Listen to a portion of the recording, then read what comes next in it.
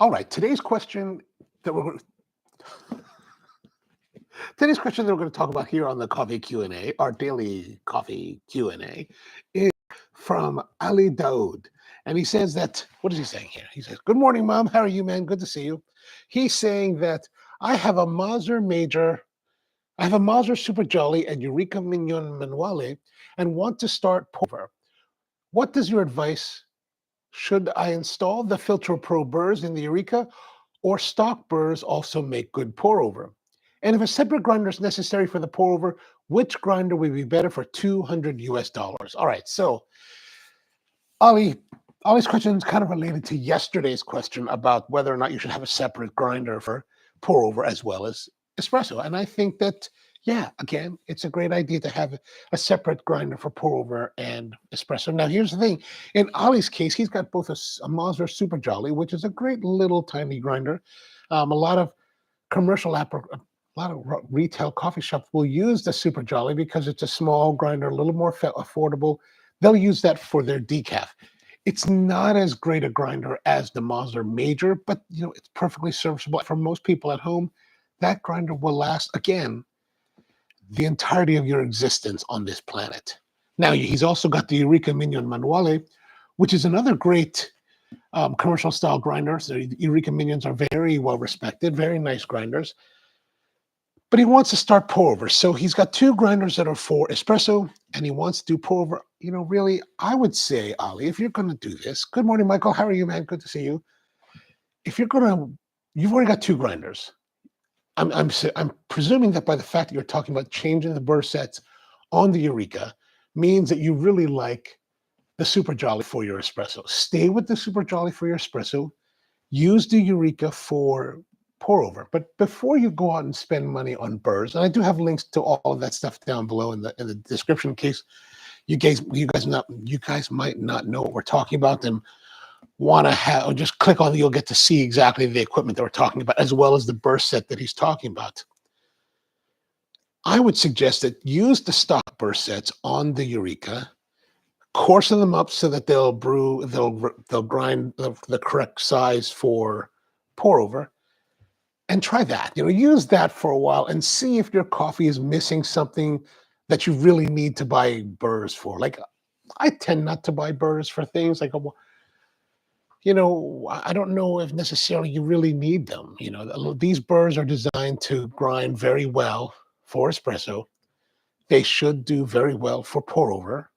And like, if you use it and you really don't like it, then try the new burrs. But I wouldn't say going out and buying a grinder is necessary. Like he talks about, if I do want to, what he says, and if a separate grinder is necessary, yes, a separate grinder may be necessary. However, it doesn't mean that you have to buy a third grinder, right? That's something to consider. Like, don't necessarily buy a third grinder. Work with what you have and see if it will meet your needs. If it doesn't, then you can look at other things. Plus, you've got a nice Eureka Mignon, which is, quite a pricey grinder. A $200, even a Barazza Virtuoso will be fine for pour over, but you've already got a great grinder. Don't spend more money if you don't need to. All right, so that's kind of the question of the day. But I brought in some stuff here. We're roasting yesterday, and I got this. I'm borrowing this. This is not mine. This is the what do you call this? This is the fellow Daood. This is the Daood grinder, and I need to jostle stuff around here. The Daood grinder Mark II. Evidently, the Mark I was just junky, and people didn't like it. It did. I don't know what was wrong with it. I don't really pay attention to a lot of this stuff, so, to be honest with you. But it's kind of cool looking. Like I saw when they were making, Michael says, I use a hand grinder in Gajah Classic. I'm finding out that using great coffee makes better coffee than some. Yeah, absolutely. Absolutely. Here's that. I'm glad you brought that up, Michael. The thing is that I tell people when they ask, it's like, should I buy this equipment? Maybe. I mean, if you don't have good equipment, then having good equipment will be very nice. But really, the whole game is really in the coffee that you buy, right? Like, you can go ahead and buy all this nice equipment, whatever fancy gear that's out there. But if you're buying, just, average quality coffee, it's not going to make much of a difference. Like, I have some friends, they're very much into coffee. They're like, You know, they talk about these home super automatics that they're buying and all this stuff, and they spend all this time going online and they're looking and they're like, oh, I got this great deal on this kilo-pound bag of like Lavazza or whatever coffee that's been sitting in a container on a ship for the last 2 months and then in a warehouse for the last 6 months, you know, and they're all like talking. I'm like, I don't get it. Like, buy nice quality coffee. It's going to go so much farther for your enjoyment than any kind of like deal that you're finding on like 6 bags for like some whatever the price is cheap for 6 bags. So this is the fellow Ode 2, right? Ode. And they've got this little chart here at there's a cover, right? A bean cover that doesn't stay on very well. Like it's very loose. Like if you carry this, like you're not going to carry it, but if you carry it around, it just kind of flops off. But they've got a chart here that shows you their grind settings. Now I don't know how accurate this is because I've never worked with this grinder, but you know these tend to be very anomalous, right? Like I said yesterday, the 3 here is on this particular Ode is not necessarily going to be the same setting as 3 on your Ode because there's just no way to do that, right? There's just going to be some variation between the same models as to how far the burrs really are spaced apart. And I'm sure there's a way that you can adjust this. On the commercial grinders, we can adjust the settings of the dial to wherever we want the burst spacing to be. But it looks cool, right? We're going to brew some coffee with this in a moment. Whoa. It does have nice like rubber feedy things, so it does stay in a position. So that's really nice. Oh, that's how you turn it on. Okay. I literally just picked this up last night and brought it over to my house, and I have not even, that was the first time I turned it on.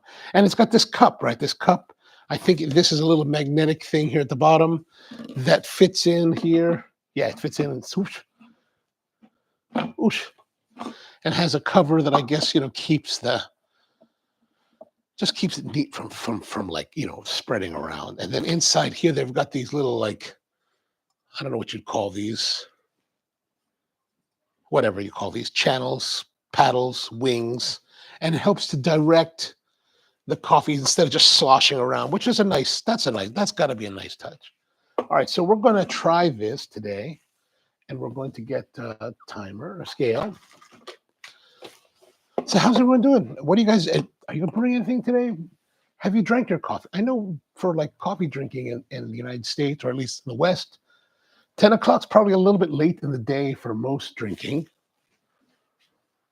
All right, let's get this. Oops.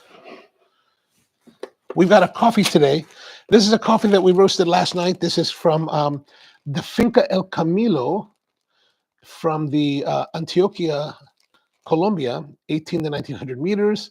It's a Castillo Rosado in Senicafe blend of Arabica. This is an anaerobic coffee that's been processed anaerobically for 60 plus hours from March of 2023. And we sourced this from a woman here in Northern Virginia. She's a Colombian lady that has a place called Paisa Coffee. And we've had our coffees on the shows before. Yolima. So this is some of the coffee Matt was roasting, and I was just borrowing it, or just trying the roaster, right? Actually, I needed to roast some coffee for a friend, and I called him and said, hey, man, can I come and use a roaster? He's got one of those Illyrio bullets, the kilo machine. Nice, works pretty well. I mean, it's always nice to be on try other roasters and like get some experience. All right, we've got our 24 grams here. 24 grams, right? Perfect. We're going to put that in the grinder. Now, I think here, I don't know if you can see this, but fine is here. Very coarse. You see, so if this is going to be our French press, let's just put it here in the center and see how it does, right? Let me see the distance. I can't see any changes. I'm going to go a little bit finer, right? Maybe there. Maybe there. Maybe there. Let's try that. I think that's where Matt had it, because he had this on one of his He's got all kinds of grinders, so it's easy for me to borrow this. He was like, yeah, yes, take it. Don't worry about it. All right, very good. Thanks. All right, so let's turn it on. Oh, it kind of cycles and spins. I guess there's a variable RPM.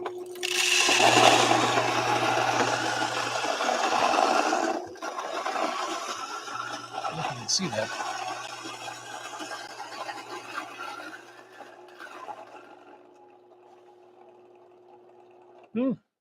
Oh, and it stops. I guess it senses when it's time, when there's nothing left. That's a nice feature. I almost bought one of the version ones, the Daood ones, because they had them at one day about a year or so ago. I was at the home goods store, and they had them for like, on sale, but the discount wasn't strong enough. Like if I'm going to buy something like on sale like that, I want it to be like super cheap, right? You know what I'm saying? All right, so here is our coffee. It's a fairly fine grind. Hopefully that's not too fine. Hopefully I didn't make a mistake. But we did roast this last night around 7 p.m. So yeah, right around 7 o'clock. So it's just what, 15 hours old. So it's not terribly old. Let's put that here. I'm gonna put this here. I was thinking maybe I'll use the fellow Daood and do a grinder shootout one day. Let's put that there. We're going to pour the coffee. So we got our spouty thing, which is kind of interesting. Does that help?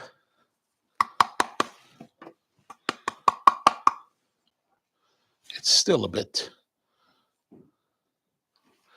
staticky. It's fine.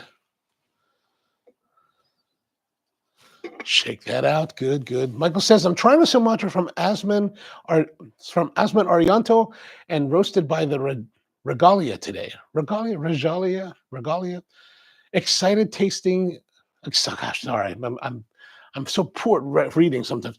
Excited for the notes on windy and cotton candy. Oh, windy and cotton candy, nice. Love tasting great Indonesian coffee. My wife's mother country. Oh, excellent, excellent. Is she from what? Is she from Jakarta? One of my good friends has a place there called Rongsaseda.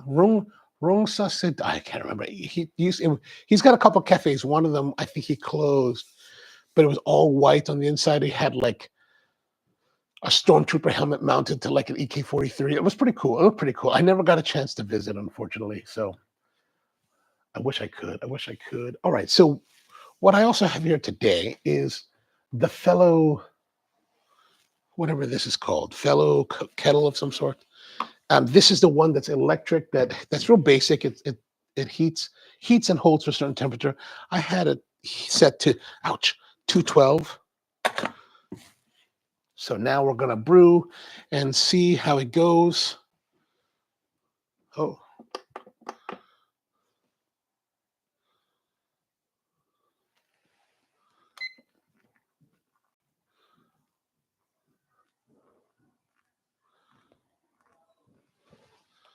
All right, so this time 30 seconds. I'm kind of stopping once the water, the liquid started dripping out. Now, as you can see, it's pretty fine. We've also got a lot of blooming going on. The coffee is super fresh. Oh, it's Jakarta, excellent. Yeah, so the coffee's super fresh. All right, so 29 seconds. Now let's go. I'm just gonna try to break it all down. There we go, nice.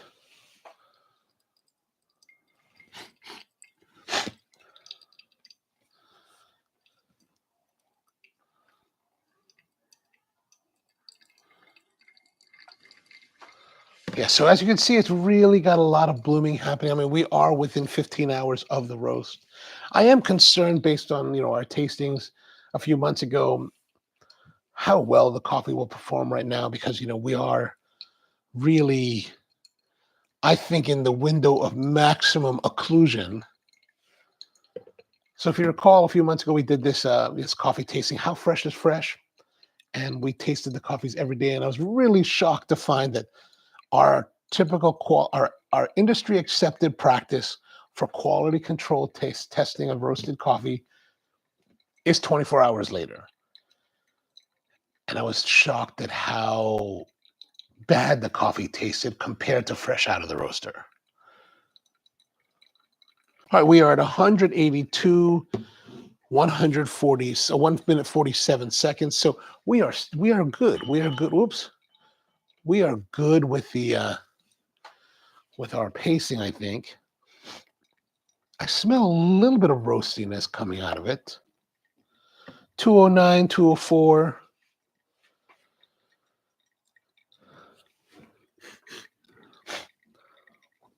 Although I got to say, I have a little bit of sniffles this morning. It was kind of cold last night.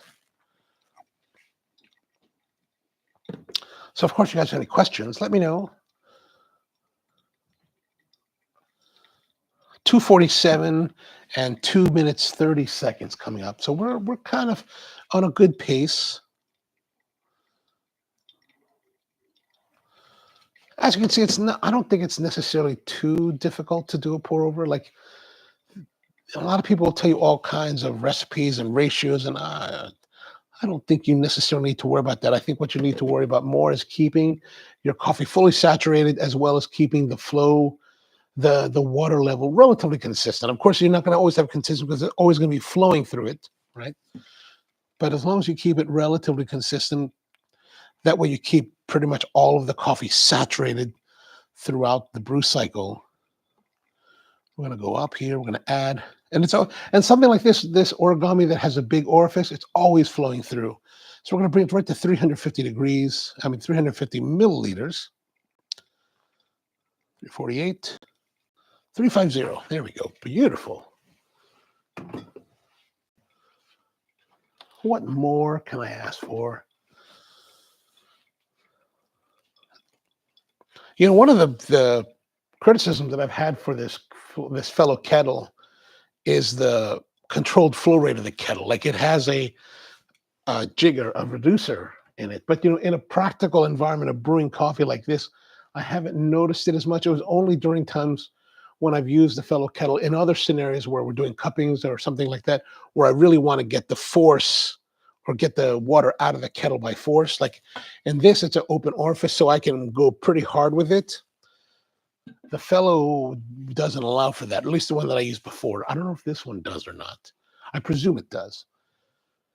But I thought that was very inferior. So we're just over 14 minutes, 4 minutes. I'm going to get that out of there. Of course, I don't know when it really stopped. I was babbling a bit.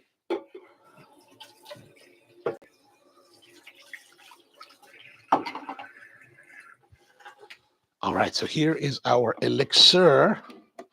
Let's get our brew cup here.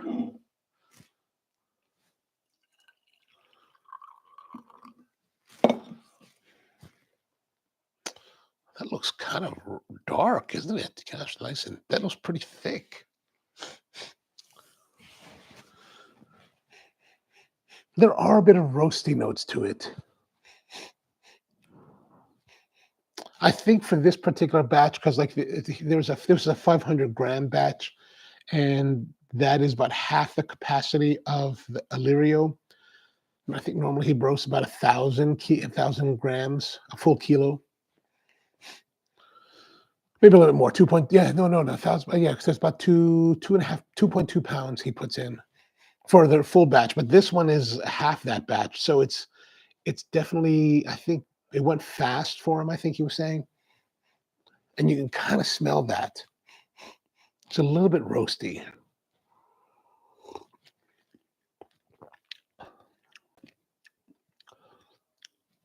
A little bit. There's a little bit of like a orange peel. A little bit of pungency to it. It feels very robust. I wonder, like, if that robustness also is maybe the grind setting might be a little bit on the fine side, right? So maybe next time we'll take it, maybe we'll go here. Maybe like there. Maybe that might be better. That might open it up a little bit more. And here's the thing. So If you're using different coffees all the time, you may like this setting for this coffee, but the next coffee may be a little bit in each way. So you really kind of want to pay attention to that because every coffee is different, right? The way that processes, the density of the bean, and the moisture content, all have different impacts on the way that it will grind in the grinder. Now in my situation, let's say with Spro, especially like with espresso, with the big grinders, we don't really have too much variance. Like I see these baristas, they're always like adjusting their grind, and like adjusting your grind is important because it will change throughout the day. But like you see these guys and they're like pulling 5 shots, and you're like, what are you doing, man? Can't you figure that out? I say that with the prism of actually having done this for many years. So it's a very different scenario for me than when you're younger in the business. But I think that when you're using, especially if you're controlling what you're doing and you're using the same types of coffees, same density of coffees, day in, day out, the day in, day out adjustment between days is very minor. Like I don't really find, like, I remember when I was coming to open the shops and pulling, getting the espresso ready, it's like maybe 1, 2, at the most 3 shots to pull it into perspective, right? Because it's not changing so much from yesterday. Like it would have to be massive, like environmental changes for that to happen, I think. A bit pungent, like I said, a bit pungent, a bit lightly tardy, but really rounded, full-bodied. Actually, this is very different than a lot of the anaerobics that I've had before. Like this is definitely juicy and like kind of a savoriness to it, like a really rounded savoriness that really fills the palate.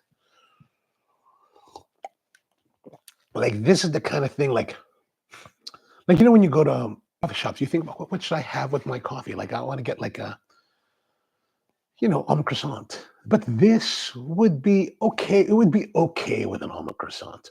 Where I think this would really be awesome would be like we used to sell these like little torts at Spro that are kind of like these little tiny round like pizza thingies, but they're not pizza.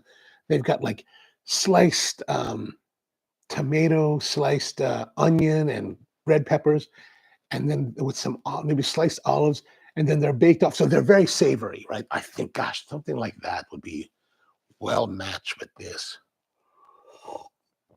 because it has those kind of notes that would go together. This like body and pungency and like this kind of savory unctuousness that's with it. Maybe herbaceousness as well. Like as it's getting cool, I'm definitely getting some herbal essences to the flavor.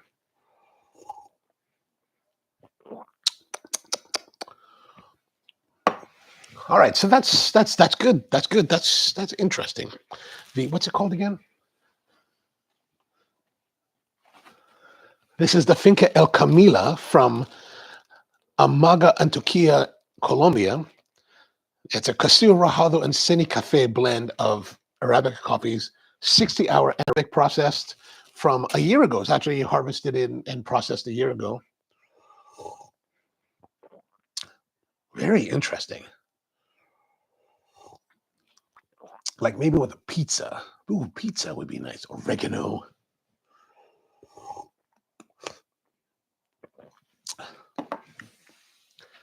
All right, so back to our topic at hand. For Ali, should you buy another grinder? Not necessarily. Take your Eureka, leave the stock burrs, adjust it for pour over, and brew with it for a month or 2. See how you like it. Do you enjoy the coffee that's coming out of it? If not, then maybe look at changing grinders or burrs. If that doesn't work, then maybe look at buying a separate grinder. I don't think you need to. I think that would be a waste of your time and money to buy another grinder. You've already got 2 great grinders that should be able to deliver wonderful results. To go to a grinder that's under $200 means that you're going to buy a lesser grinder, right? They're just not going to be as good. All right, so let's see. Michael says, "Are you selling this one, Jay? Like the anaerobic funky?" I'll see if we can get some of this for you if you're interested. I'll try to find out from the importer Yolima to see if we can still get some of this. Yeah, I'll let you know. Oh, you like that? You like these notes? Okay, good. as we've been gearing up since the roaster's been closed overall, like the physical roaster, we're gearing up to open a new one and open up new shops. I haven't really been buying much coffees over the last few months because of it. So, but I'll see if we can get some of this if there's any more left. I mean, it is the crop year is from last year, so I'm not sure how much will be left, but I will look into that. All right, so that's pretty much it for today. Thank you very much for tuning in. Appreciate you being with me one more time again. And we're back again tomorrow, 10 a.m. So Michael, Mom, everyone else watching, thank you very much for tuning in. Hope you have a great day. Keep on brewing and see you next time.